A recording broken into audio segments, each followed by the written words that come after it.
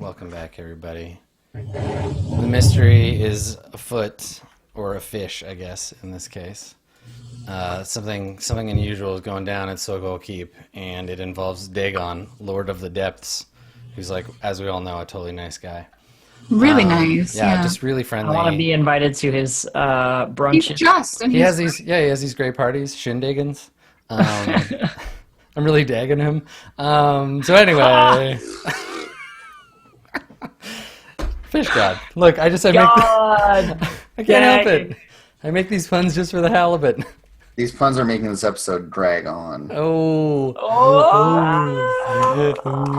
Well, I mean, that is what the name of the game is, right? It's Dungeons and Dragons. So, cool. Well, without further ado, you return to the Rock of Shocking.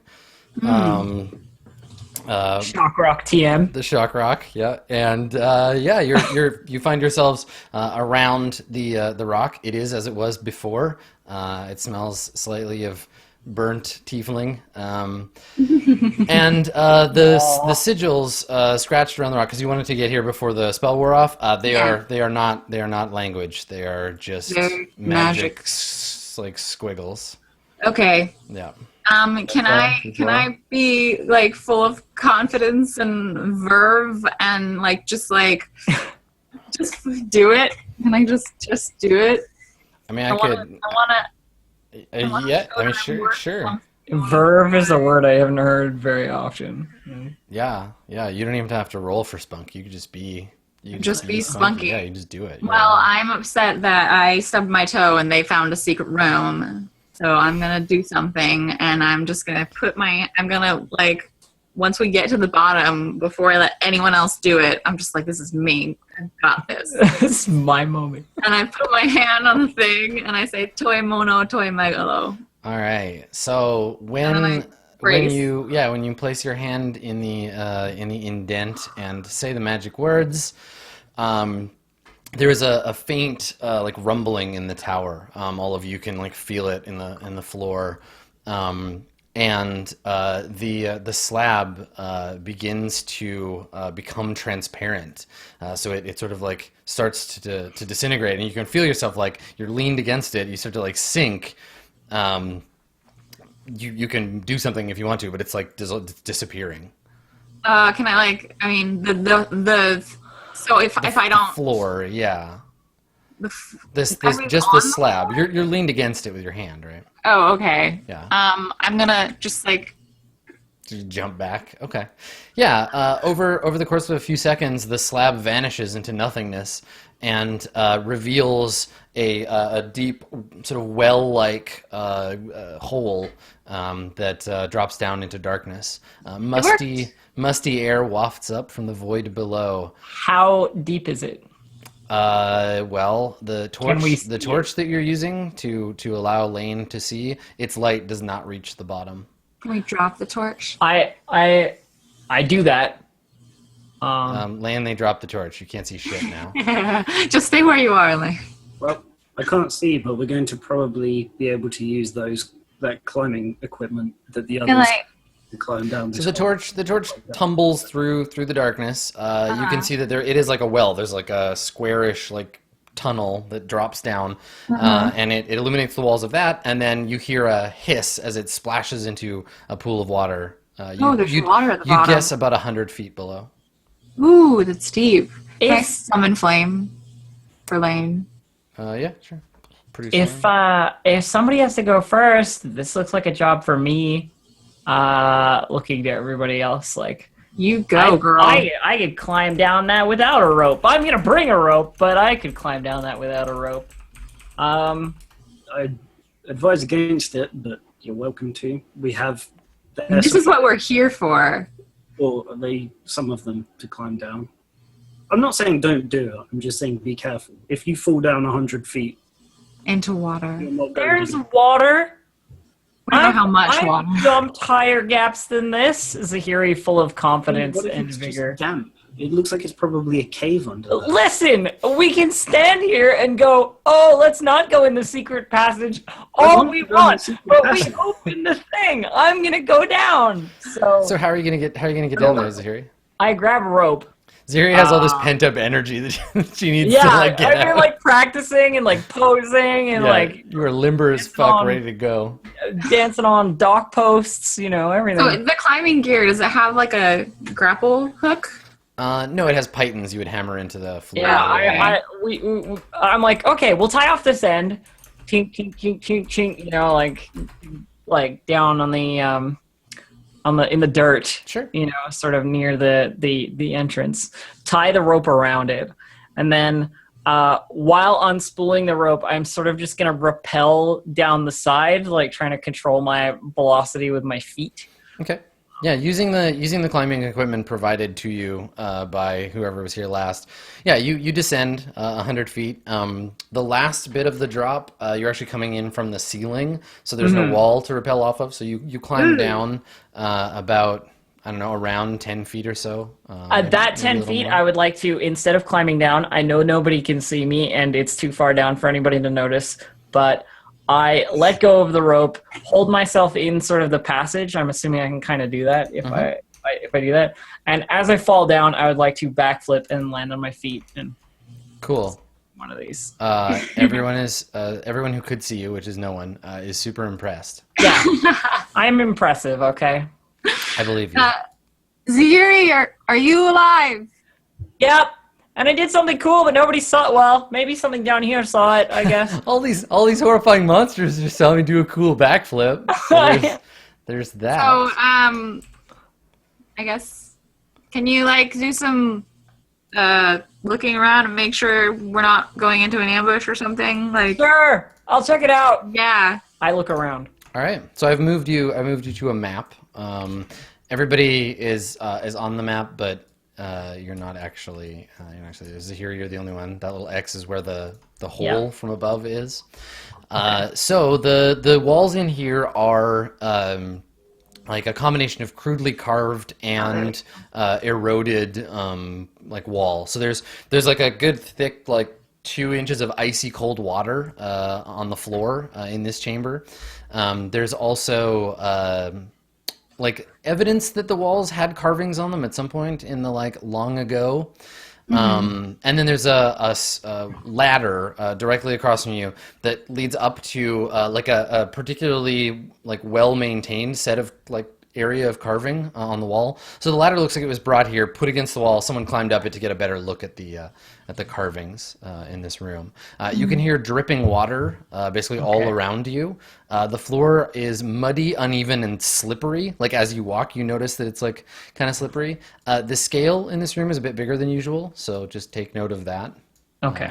All right. And there's a tunnel that heads off to the east. The whole place smells like mildew, just damp, wet. So rotting. Taking a quick look around, I move back over to the drop area and look up and shout, "Nothing's eating me yet, so you're probably fine." All right. I'm gonna attempt to use the rope and go down the thing. Okay. When I'm summoning flame, do I have to have a hand out, or can I just have an orb and? Yes. Yeah, you have to hold it in your hand. Okay. Zahiri, can you light something on fire down there? I don't think Zahiri has any torches. I do not have any torches. There's the torch that fell in the water, but it's ruined. If you drop a torch, I can catch it. Okay, well, I have 10 torches if I have my bag. Do I just always have my bag? Okay, I toss, I cast my flame so that I can, would I be able to see her if I, hold it out? No, the light of the fire is not 100 feet. So there's, how wide is this tunnel? Well, the tunnel that leads away is about... No, I mean the one that we're going down. 10 by 10. 10 by 10, okay. Zahiri, if I toss down a torch, would you be able to catch it before it falls in that wet whatever it is? Or did you forget who you're talking to? I can't see you. Zahiri's a pro at all things hand-eye So coordination. I'm gonna assume that she will see it as it's falling and catch it, and I will toss one of my torches down and now have night. While it's falling, I would like to note I pull one of my incredibly long sleeves like back over my hand and just reach up and catch it as it comes down. I'll do it if you want. Okay. That's All fine. right, so now so there's Zahiri, light you down there. catch a torch and light it. Lane, you should be able to see now. That little aura. There you go. All right. Okay. So is everybody's going to climb down into the hole? I'm gonna climb down to the dark hole. Yes. Okay. So once you're in the hole, what are you going to do? I'm going to look around, notice the ladder and the things, and I guess look at it. See what the thing on the wall is. It's the only thing in this room that has any like. So looking around the room, if everybody takes a minute to check it out. So you notice prominently the stuff that I described before. The floor is stone but covered in thin mud.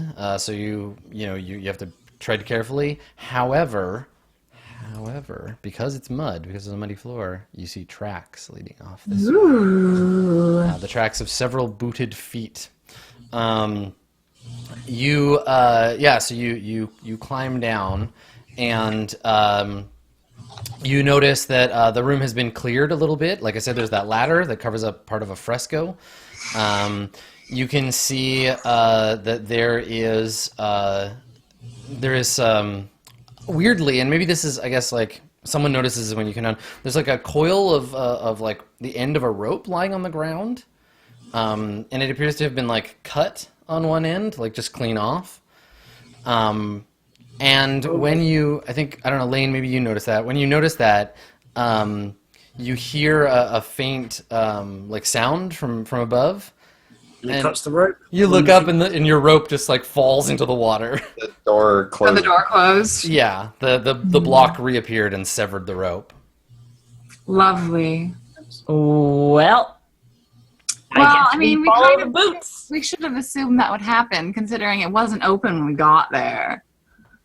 No, it makes sense. Hopefully there is another Only way out. one way out. Well, I mean, What's with this ladder? yeah, what's with the ladder? It's a ladder. It's leaned against the wall. There's a fresco on the wall. So someone was climbing this to examine. The fresco, yeah. Fresco, yeah. Yeah.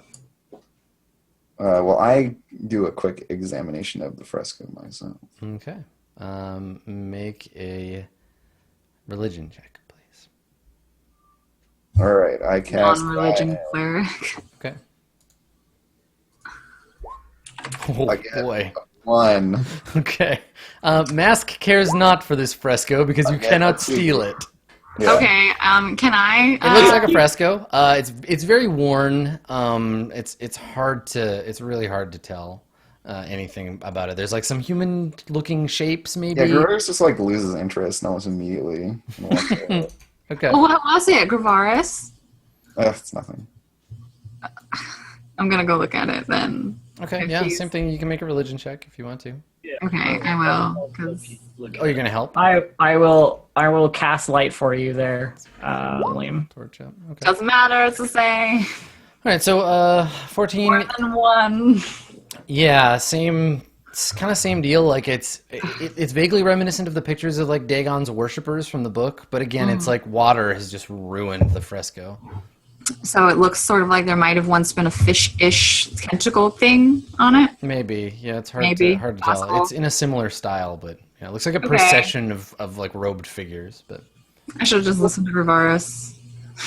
It's nothing. it's the name. It's like the name of this episode. I should have just listened to Gravaris. All right. Can we possibly brainstorm on what we know about merfolk? Merfolk. Are they real here? They live underwater. I mean, but really, for a question, in this universe, are merfolk real? Yes. Yeah? They are, yes. That's cool! Yes, mer people. That was Yeah, mer stuff. people exist. They have their own undersea cultures. They worship, I don't know, whatever our equivalent of Poseidon is. Ocean yogurt, undersea culture. Yeah, and I don't know. Some of them do like have trade with some of the island cultures, like the Moonshays, but for the most part, they keep to themselves in their undersea lair. But they're 100% real. Yes, they are for real. You could go and meet one. Oh, cool. Did the book on Moonsea cults say that some of the worshippers of Dagon were merfolk, or were they fighting? No, they hated the merfolk. Yeah, Right. there was a three. I mean, the worshippers of Dagon kind of hate everybody, but they weren't predominantly ocean dwellers themselves. They were land dwellers who worshipped an ocean god, and that the merfolk didn't really get along with them. And then there's this third, like you've never heard the name, so maybe they're extinct or whatever. The Shalaran, that were involved somehow in this like war against whoever they might be. Yeah. Okay. Well, I guess we press on. All right, let's follow this trail and try not to slip on our asses. Okay. Great. Okay. So you wanna head down the tunnel? Yep. There's evidence at the sort of mouth of the tunnel, like around where you are right now, Zahiri, that there was at one point like a door here, but like because there's like hinge marks on the wall, but the door is long gone. Okie dokie. Yeah. Okay. All right. So carry along as you like. I will keep track for you. So at this point, what I feel we should be doing is having Saris keep an eye on the prints and like Tracking. Yeah, track them in such a way that we can identify what their movements are like. So if there is like a trap or some other nonsense. If they stopped for a reason. Yeah, exactly. Like if it looks like they stood in one place for a while and their tracks are deeper. Cool. Yeah, I'll let you know. I'll let you know if the tracks. Tracking language. Yeah. There's a thing here. What's that mean? That's just to indicate what room this is. It's a room. Your characters can't see it. So as you enter this, at the point where this corridor makes its sharp turn to the left, there's a narrow ledge about 7 feet above the floor. So up kind of in this corner, there's this like narrow ledge. It looks like the ledge used to be longer, but has long crumbled into the water below. And it's about 10 feet deep into the wall and 7 feet high. You could climb up there and look around. There's also another set of like former doors over here. Mm-hmm. There's like an edge where a door might have been, but again, the door is gone. Hey, Zahiri, give me the torch and you go investigate that thing. You're all... The ledge? Is there anything up there like that would be worth like... It's too high up for you to see from the ground. All right, I give the torch to Saris and I hop up to the ledge. Okay. I'll acrobatics my way up there, rock to rock, if I have to. Sure. Yeah. Okay. Cool. All right. So you climb up there, and in the recess, there is what appear to be like bones. Like you definitely see like a human skull, some like rib bones. Oh, cool. They've all like they've been here a long time, and they have like salt deposits on them in places. So like the skull has a bunch of like salt crystals around its eye socket, and it goes, like I said, it goes back in about 10 feet, and it's just like some mixed remains. It's hard to tell the remains of whom, like how many bodies. I sort of lean back over and say, "Dead people, long ago." Any treasure? I check the remains. Okay, make an investigation check. That really sounds like the nest of some horrible... Yeah, it does. No, I mean digging through the bones, you find maybe like on one of the like finger bones, like an ancient copper ring that has long like rusted. It's like broken in half, but nothing of any value. Rip. Nothing. I'm coming back down. Rip dreams of being well-equipped adventurers. And I walk back over to the ledge and just hop back down and take the torch back. Okay. All right. Upstairs. Onward. Oh, all the tracks. Are they still? I would like to say to my group, however, I'd like to turn to everybody as we're walking, just be like, my feet are damp. Why couldn't this be like the god of warm blankets and cinnamon rolls? Something. Cinnamon god. So. Saris, when you get to where you're standing now, you can see up here directly ahead of you. So this area, this sort of like room or this like widened area of hallway starts to slope down. So you're descending now, like the water is like running down in like rivulets. It's longer than it is wide, and it's obvious that it was submerged at one point, as old, calcified, like dead barnacles cling to nearly every surface, like on the wall here after a point. You can see directly ahead of you. It maybe startles you when you see it because it's a human-like shape. But then you realize it's a suit of bizarre armor made of what appears to be like coral and shells, like interlocking. Stands in this niche, like just at attention. It's got a big like fin on its helmet, and that's so cool. Can I go look at it? Yeah, sure. I want to approach it and look at it, and not touch it. I'm just gonna look at it. Yeah, that sounds like suspiciously like there's going to be a trap in this exact piece of corridor, but I mean, I don't know. I mean, are the tracks like just moving on forward, or they do. They're just going through. Yeah. All right. Well, they didn't stop here, but these look really cool. Yeah. So you want to walk over and look at this like nautical armor? Yeah. Okay. Yeah. So it's all these different shells. Like it's got a like a nautilus shell built into part of it, and all these like spines and bits of like what look like fish bone and stuff like that.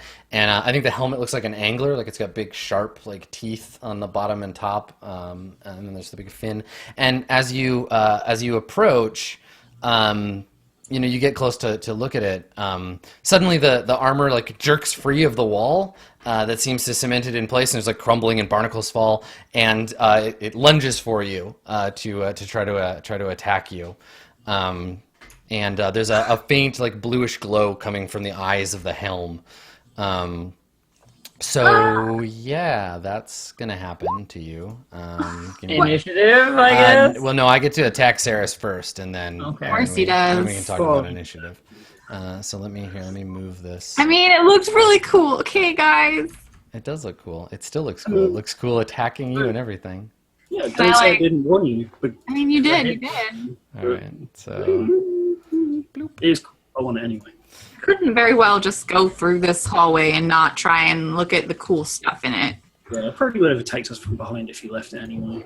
all right. So let me pop this thing out, and I will take a swing at your face. Thank you. It gets to attack twice because that's just how it works. I'm gonna be dead before my turn. It's possible that could happen. Okay. All right. So the first attack, it lunges out with a barnacled fist.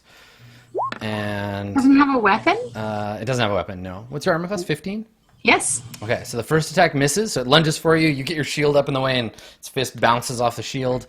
The second swing, also a miss. So it just like is pummeling at your shield as you fall back. It's so weird for me to think of like I'm wandering around with my shield, but I guess I am like all the time. Yeah. Probably just used to it by now, right? Safe to It's like assume. strapped to your arm, right? Yeah. I mean, maybe it's like on my back, and I like pull it out or something. Like, how did people wander around with shields? Were they carrying them all? I can tell you from experience, wandering around with a shield sucks. Sucks because they're heavy. They're heavy as fuck. Yeah. I bet. But you know One what of my also arms bad? is probably like super buff. It's also bad to get killed by a sword. Dying by sword is bad also. Yeah. Yeah. Okay, that's true. so I'm like, oh shit, this thing, guys, it's hurting. Yeah, Ow. so let's roll initiative because the animated suit of armor is going to try and take you Oh, apart. right. You have to click on the thing and then do the thing. Yeah. Okay.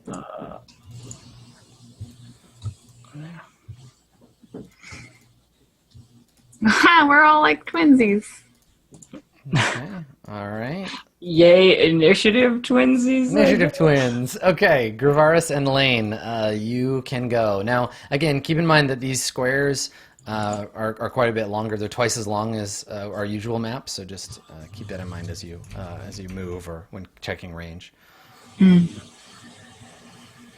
Well, So, Gravaris, what would you like to do? we're gonna solve this mystery together, Lane. Yep. Okay, who's going to go first, Gravaris or Lane? Lane's gonna do it. Okay. Okay. That's I will solve the mystery by putting an arrow in it and seeing how it fares. Okay. Miss. So you draw your bow, fire an arrow, and it just ping, bounces off the suit of animated armor. Its eyes are glowing blue. Do you want to move or stay where you are, Lane? Huh. No, I think I'm fine here. Okay. All right, Gravaris, what are you gonna do? I'm going to move up and attack the suit of armor. Rah! All right, you charge forward.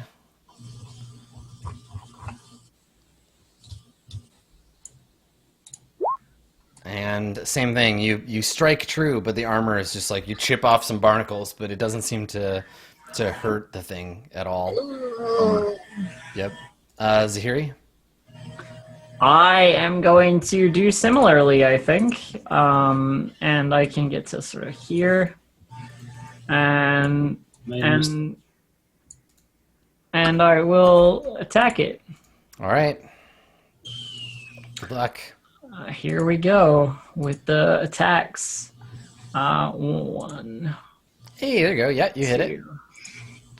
All right, so okay, your so first strike hits I it. deal 4 damage with my first incoming uppercut. Okay. And then the second one, I guess, I go for the leg sweep as I usually do, and it's armor. So, Yeah, exactly. So I mean, you heard it, right? Like you punch the thing, and you hear a crack as you break some of the armor. Maybe a shell like crumbles. You break a tortoise shell, it crumbles away, and your knuckles like come away bloody, right? Like punching the thing hurts your hand because it's you're punching armor. Ow! Yeah. So, Saris, it's your turn. It is my turn, and I'm going to Shillelagh. You're gonna cast Shillelagh. I'm gonna cast Shillelagh. All right, so summon your Shillelagh. I'm gonna take my club from my, and I think someone asked last time what my club looked like. I always imagined it looking like it's like a sort of like a 3-pronged claw holding like a heavy just like rock. So if it were just a club, it'd just whack things Clunk with it. people with it. It's a rock on a stick. Yeah. Yeah, but I just make it grow longer with Shillelagh because it's not sealed wood. It's I see that eyebrow.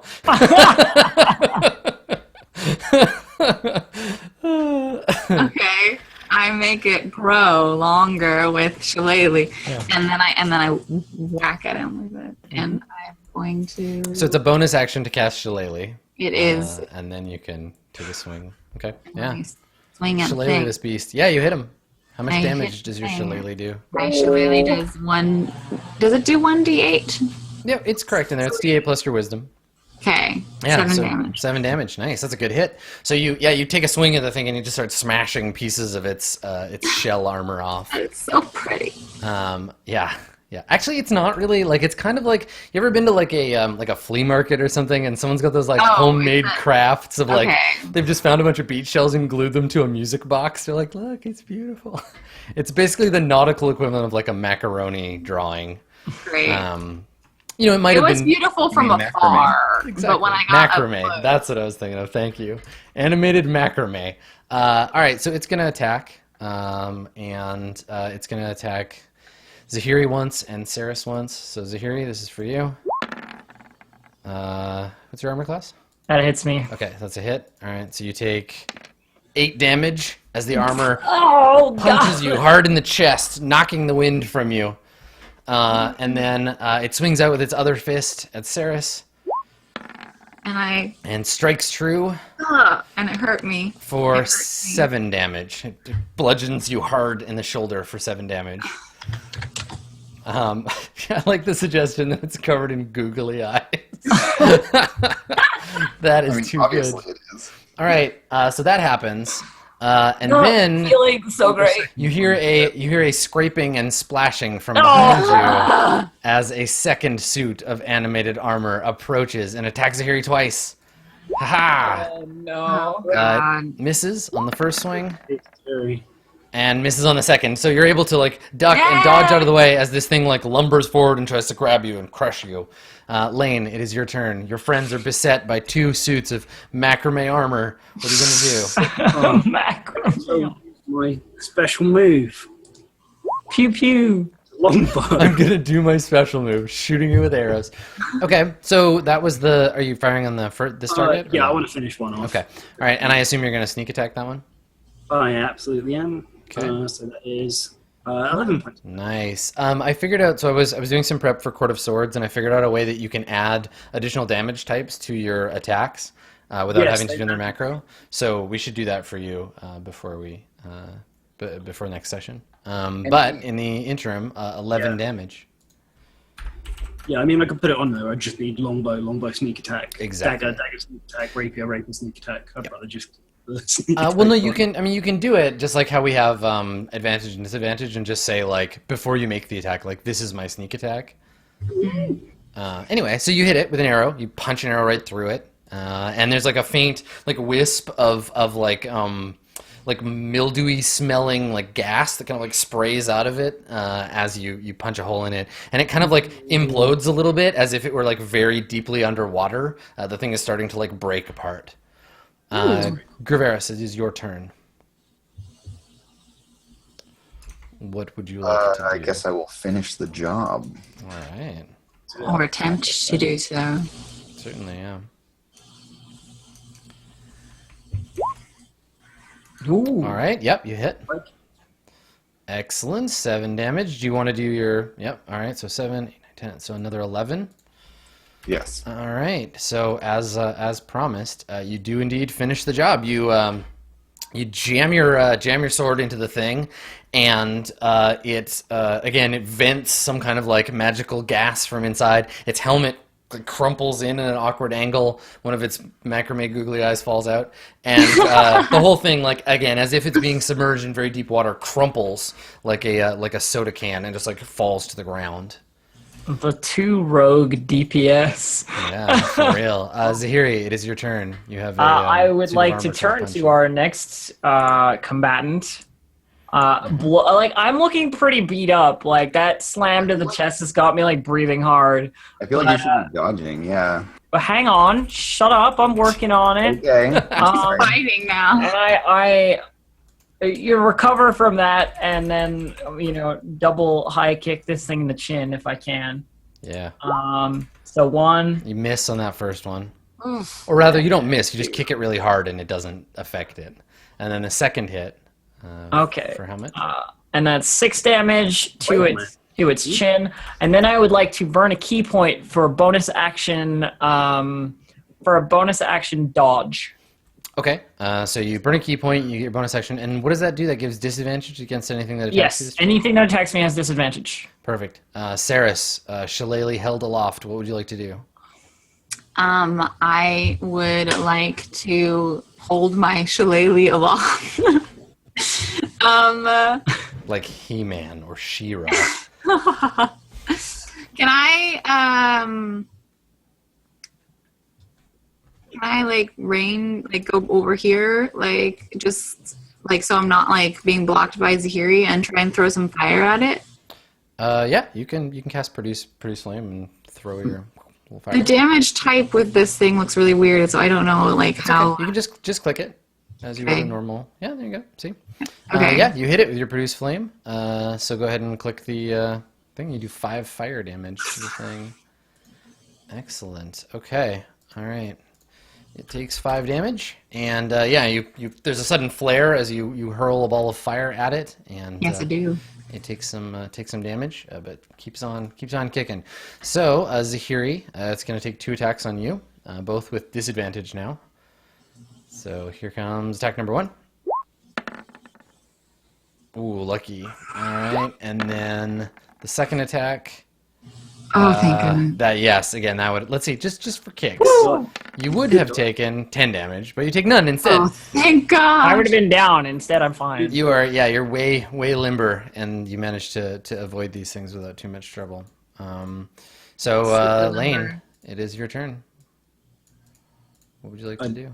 I push button. I push a button. All right, yeah, you hit it with your longbow. And you do have a friend, so 6 damage. All right. Weak. It's pretty. Yeah, you gotta up your DPS, man, or you're out of the party. Hey, I'm looking at the power attack. Yeah. Like, I don't want to tell you that you don't know your rotation, but like maybe watch some YouTube videos or something, because I have a feeling that's gonna come back and bite you. I wouldn't. I'm saying this now so that later in like 3 months, when Dave is like taking me to task, I remember this. I'm taking my opportunity when I can. No, you don't know That's rotation, you scrub. So, Zahiri, the armor is pretty dinged up. Varus. Gravaris, you get to go, and then that's right. Gravaris first. Snub. So is there any way I can get advantage on my attack roll against this thing? You can spend inspiration if you have it, or someone can not choose to attack and instead aid you, which would give you advantage. I see. Okay, so anyway, whatever. We'll just try to hit it. Yeah, you'll have your sneak attack regardless. Do I spot any more armor suits? No, you do not.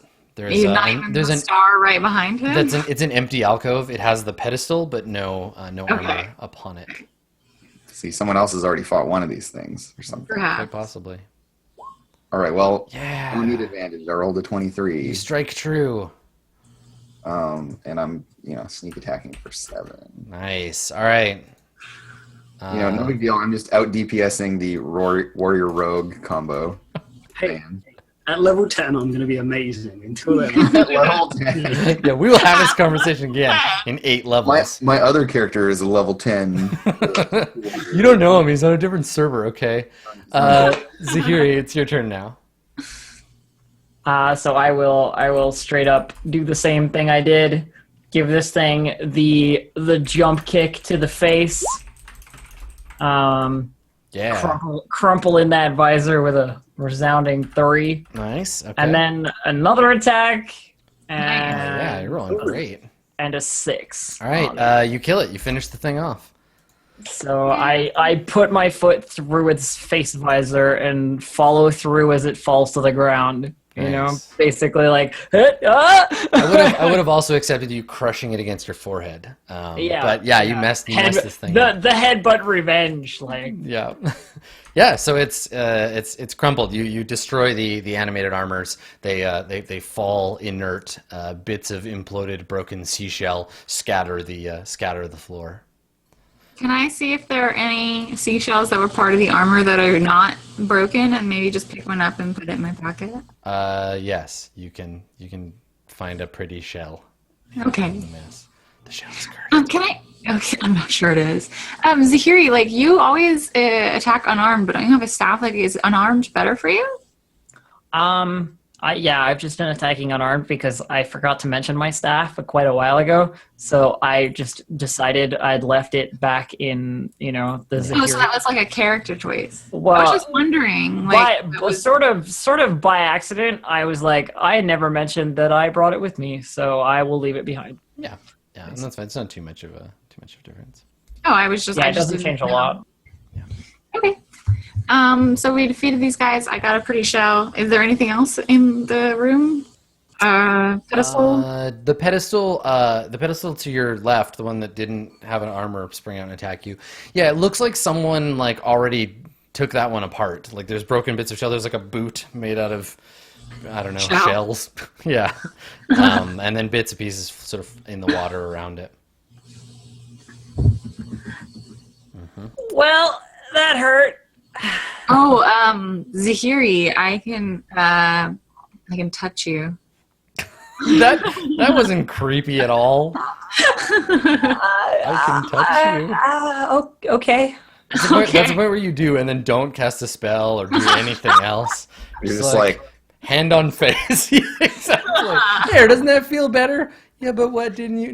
No, smush. It's fine. Healing touch. What is that? Pat people on the head to show their. Why is it doing for my strength? What is this thing? I don't know. Your macros are all effed up. Let me take a look at that thing. What did you do? Because it's trying to do it. Let me look at it. I get up. Step away. You're hurt. I smack you in the face. For 1 damage. Yeah, it just says -1. Okay, here. Zahiri just looks a little bit embarrassed about the "I'm going to touch you and touch you" thing. Okay, what is it? What does it actually heal? The spell is Wisdom save. What is this? It's 1d8 plus my spellcasting ability modifier. Okay, and that's your wisdom, right? So 1d8. Yes, my wisdom. 1d8 plus 3 for cure wounds. All right, I can roll that. Hold on, you go ahead and roll that. I'm gonna fix this for you. Holy 11. shit. 11. All That's right. better. I touch you and I caress your face, and then I do a Vulcan mind meld, and now you're healed. I really like Chad's suggestion that Zahiri also has a healing ability. It's called Lay on Fists. Yeah, that's cool. Let me just check your macro to see if it works. There it is. Okay, that works now. Okay, well, I would but rather anyway, my 11. you get your 11, and Yay! having your face gently caressed. There's slight awkwardness to the touch. You can notice if you're looking at Zahiri that she blushes just slightly because she did cuddle wolf version of you. Yeah, and she's a bit of like, you said you were touching me, and this is like, I don't know how this makes me feel anymore. Somewhere off in the distant realm, a beautiful ship sets sail. Careful there. Don't don't spill on your keyboard. All right, so Zahiri, you've been healed by Saris's gentle caress, and yeah, is there anything else you want to do or find out about this area before you press on? I have 3 spells total, right? And that was my first. That was your first one. Yeah, you have 2 left. I just want to like keep track of this stuff because I'm gonna forget. Yeah. No. Do you want to use one of your spells to heal yourself, or I was thinking about it. you could take a short rest too if anybody has if you have hit. Well, that's like an hour, but isn't it is an hour, yeah, an hour, and there's like potentially other monsters around. Yeah, let's not do that. I am gonna just like not be at the front of the group, and if we need to, I can like take a turn at the back of the group to heal myself later, right? Like it would just be an action. Yeah. Okay, so I'm not gonna do it yet. I just healed Zahiri, and I'm just not gonna be at the head of everything. Okay. Lane, anything you want to do in this room?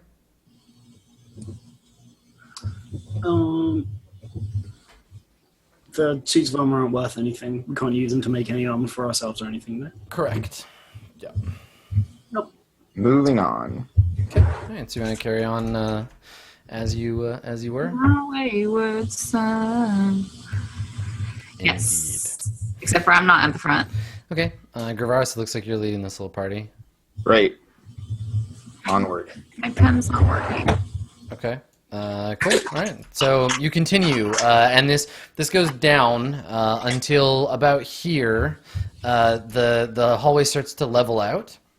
So the floor levels out in this 40-foot diameter circular room. Despite the water that fills the room up to your shins, it's easy enough to notice that in the center of the room, a sinkhole has opened up, though seeing the bottom is impossible due to the amount of sediment that's accumulated here. The sides of the sinkhole are gently sloped and covered in a thick coat of slick algae. The only other feature of this room is a narrow hole near the top of the left wall and a door of beaten brass on the far wall. So this is one of those like doors that's still standing. It's still present. From here, you can see a smear of blood upon the handle of the door. Yeah, and that's the door over yonder. Do we want to take our last break as an exciting cliffhanger? Yeah, that sounds like a good idea. So you see this exciting cliffhanger as you see a pool of sediment. Ooh, sediment. Dun, dun, dun. All right. Stick around. Pools of sediment when we get back. Okay.